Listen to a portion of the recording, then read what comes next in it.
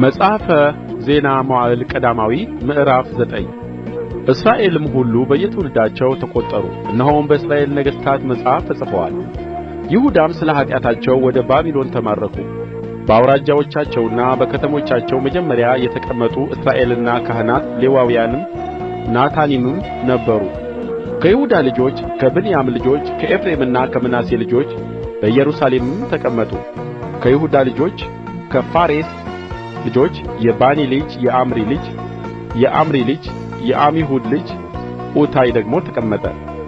ከሴሎናውያንም በኵሩ ዓሣያና ልጆቹ ከዛራም ልጆች ይዑኤልና ወንድሞቻቸው 690 ከብንያምም ልጆች የሐስኑአ ልጅ የሆዳይዋ ልጅ የሜሱላም ልጅ ሰሉ የይሮሐም ልጅ ብኔያ የሚክሪ ልጅ የኦዚ ልጅ ኤላ የይብንያ ልጅ የራጉኤል ልጅ የሰፋጥያስ ልጅ ሜሱላም በየትውልዳቸውም ወንድሞቻቸው 956 ነበሩ። እነዚህ ሰዎች ሁሉ የአባቶቻቸው ቤቶች አለቆች ነበሩ።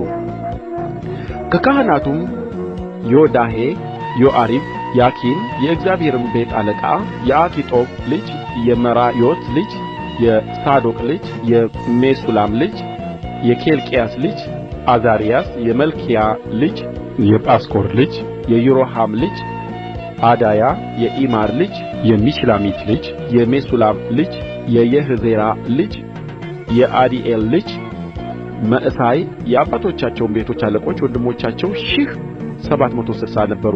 ለእግዚአብሔርም ቤት ማገልገል ሥራ እጅግ ብልሃተኞች ሰዎች ነበሩ።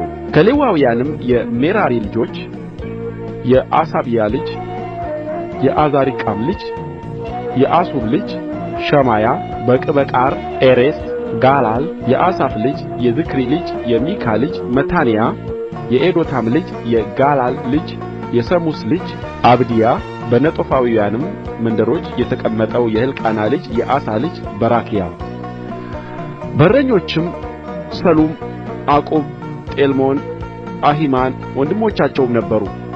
ሰልሞም አለቃ ነበረ። እስከ ዛሬም ድረስ በንጉሥ በር በምሥራቅ በኩል ነበሩ።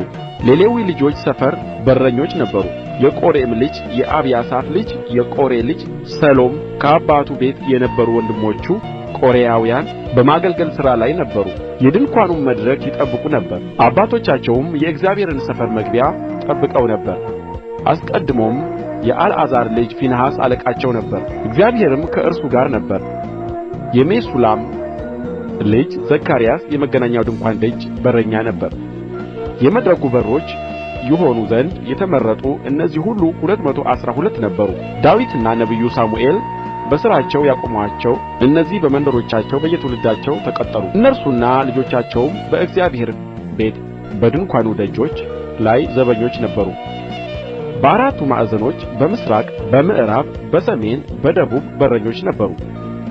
ወንድሞቻቸው በመንደሮቻቸው ሆነው በየ7 ቀንም ከእነርሱ ጋር ሊሆኑ ከጊዜ ወደ ጊዜ ይገቡ ነበር። ከሌዋውያንም የነበሩ አራቱ የበረኞች አለቆች ዘወትር በሥራቸው ይቀመጡ ነበር። በእግዚአብሔርም ቤት ባሉ ጓዳዎችና ቤተ መዛግብት ላይ ነበሩ።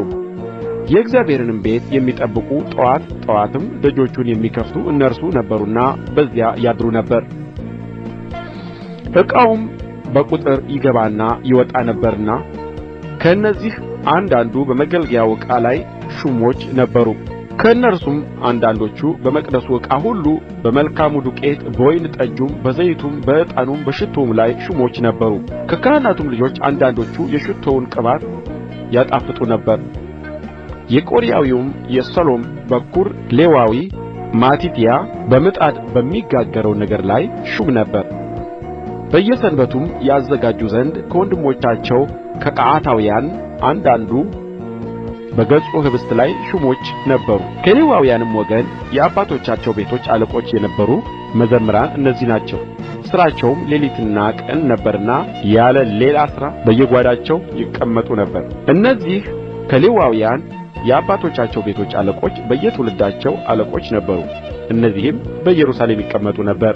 የሚስቱ ስም መዓካ የነበረው የገባዖን አባት ይዒኤል የበኵር ልጁም አብዶን፣ ዱር፣ ቂስ፣ በኣል፣ ኔር፣ ናዳብ፣ ጌዶር፣ አሕዩ፣ ዛኩር፣ ሚቅሎት በገባዖን ይቀመጡ ነበር። ሚቅሎትም ሳምአን ወለደ። እነርሱ ደግሞ ከወንድሞቻቸው ጋር በኢየሩሳሌም በወንድሞቻቸው ፊት ለፊት ይቀመጡ ነበር። ኔርም ቂስን ወለደ። ቂስም ሳኦልን ወለደ። ሳኦልም ዮናታንን፣ ሚልኪሳን፣ አሚናዳብን፣ አስባኤልን ወለደ። የዮናታንም ልጅ መሪበኣል ነበረ። መሪበኣልም ሚካን ወለደ።